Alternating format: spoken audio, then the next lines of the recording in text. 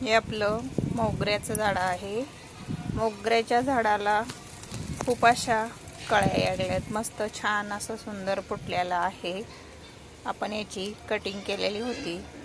आता फुटल्यामुळं ह्याला कळ्या लागायला चालू झालेल्या आहेत.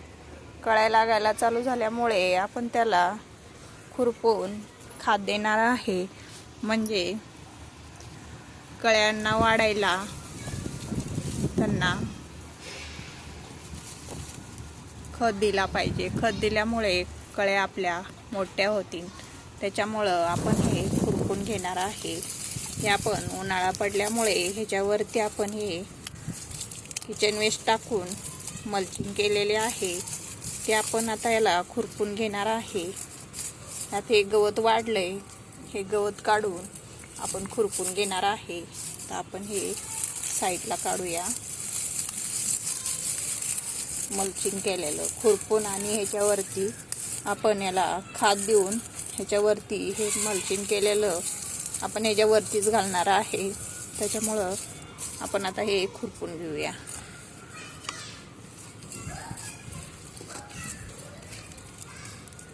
तर हे आपण खुरपून घेतोय आपलं झाड. आपल्या झाडाला भरपूर कळ्या आलेल्या आहेत. त्याच्यामुळे आपण याला खुरपून घेतोय. खुरपून घेऊन आपण याला खाद देणार आहे.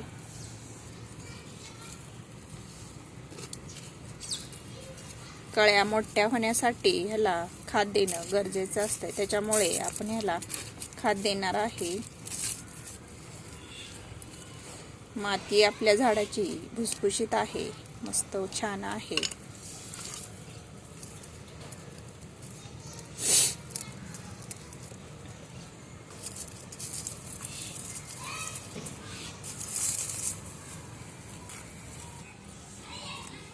आपल्या झाडाच्या कुंडीतली माती एकदम भुसभुशीत आहे. त्याच्यामुळं खुरपायला एकदम असं कडक जात नाही. मस्त छान अशी आपल्या झाडाची माती मोकळी करून घेतलेली आहे. तर मस्त आपण ह्याला छान असा खाद देऊन घेऊया.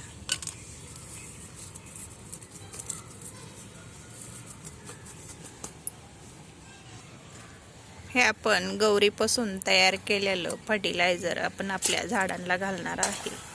पण यातून काढून घेतलेलं आहे फर्टिलायझर. तर आपण हे झाकण लावून ठेवूया.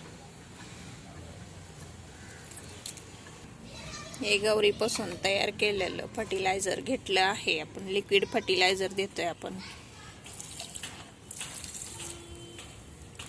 तर आपण हे घालून घेतलेलं आहे झाडाला. हे आपण मिरचीच्या झाडाला पण देणार आहे.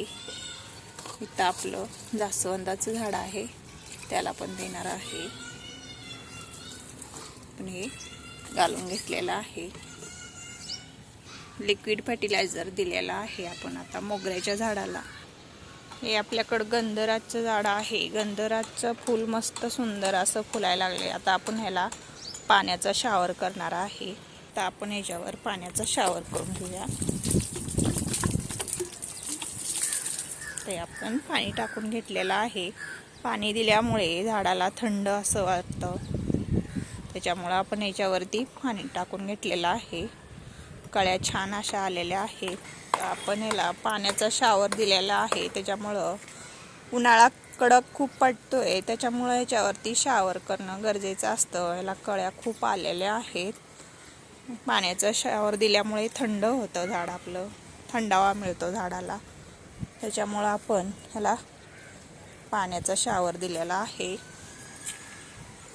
हे आपलं दुसरं मोगऱ्याचं झाड आहे. त्याला पण अशा छोट्या छोट्या कळ्या लागायला लागलेत. आपण ह्याची पण कटिंग करून घेतलेली होती. त्याला पण कळ्या भरपूर लागायला लागलेत. फुटलंय छान असं सुंदर झाड. त्याच्यामुळे कळ्या लागायला लागलेत छान अशा.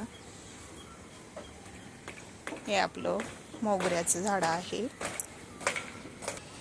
हे आपलं तिसरं मोगऱ्याचं झाड आहे. याच्या कळ्या खूप मोठ्या झालेल्या आहेत छान अशा. भरपूर कळ्या आहे त्याला पण.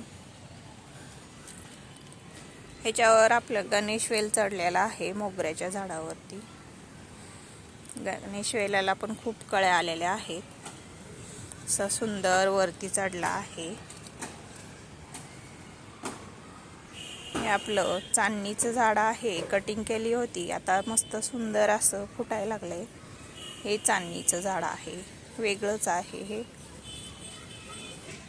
हे एक जोराचं झाड आहे. आपण ह्याला कटिंग पासून तयार केलं होतं. आता हे आपण कुंडीमध्ये लावून घेतलेलं आहे. मस्त छान आहे. कुंडीमध्ये लावल्यामुळे याची पानं अशी थोडीशी जळायल्यासारखी झालेत.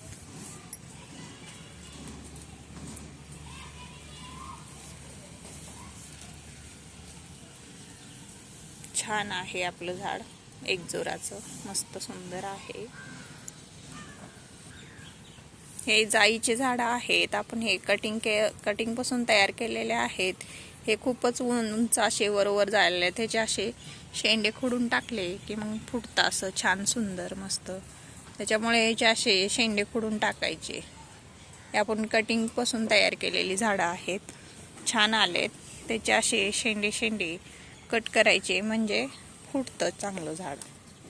असं नुसतं वरती जात नाही, वरती खूप जातं, पण आपल्याला खूप वरती नाही जाऊ द्यायचं. असं मस्त छान आकार द्यायचा. छान फुटलं की झाड पण सुंदर दिसतं मस्त.